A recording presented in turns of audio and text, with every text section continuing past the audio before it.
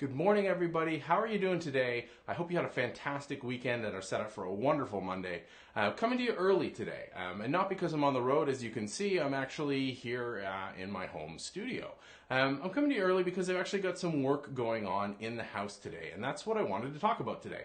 Not about the work itself, but the perception around real-world risk and sort of ignorance of the details of the issues, or more of the ability or tendency for people to stay focused on sort of a preconceived notion, whether it's correct or not. So, quick little backup, I'm gonna roll this back for a second. I live in an older home, and it's a beautiful place, and we really love it, but we're having some work done downstairs. And when the house was built, way back when, it was not uncommon to use asbestos in the foundation on some products used around the foundation. Now that we're having some work done, we need to have a qualified team come in to remove that. No, it's no big deal, but as soon as you say that word asbestos, people have a preconceived notion, and they're like, oh wow, okay, this is a disaster, it's a nightmare, da da da. The reality is, it's not a big deal.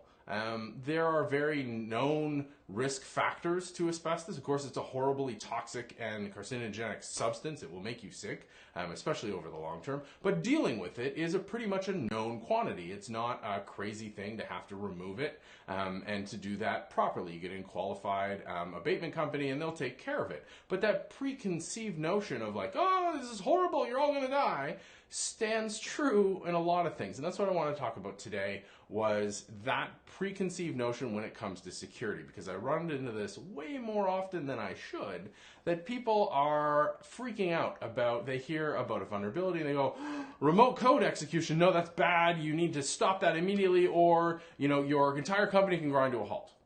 Yes, it's bad. You don't want people remotely executing code on your systems without your permission. But is it the end of the world? Probably not. You need to put it in perspective. How likely is the vulnerability to be exploited? How many systems that you are running currently in production have that vulnerability? Can you use some other mitigation method like an IPS rule to stop that vulnerability from being exploited? Well, you can actually fix the problem. But it's that initial pushback, that initial freak out that too many security teams buy into. You need to be pragmatic. You need to step back. You need to be emotionless, data-driven, and realize what are the facts of the matter. Okay, this is a vulnerability. It only affects 10 out of our 1,000 servers. We can put a mitigation in place. Or you know what, that's running a non-critical service. We can put that service to the side for the moment and isolate it and monitor it closely, or we can even shut it down while we're fixing the issue. It's not critical. But that initial pushback, that initial, it's horrible, we need to fix it, is all too common. And it's understandable from a number of issues. People really like that I'm doing something, I'm feeling valued, I'm providing value to the organization, I'm pushing and increasing the security posture, but don't buy into it.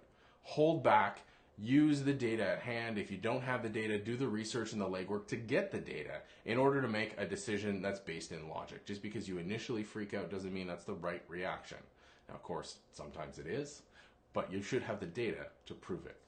What do you think? Hit me up online. Let me know at marknca in the comments down below, or by email me at markn.ca. What do you see in that relation between real world risk, the actual risks themselves, and people's initial reaction? Can you gather the data to overcome that, or do you have to deal with that emotional side and work through that? I think it's a really interesting issue, one I look forward to speaking to you about, and I hope you're set up for a fantastic day. I will talk to you online, and I will see you on the show tomorrow. Have a good one.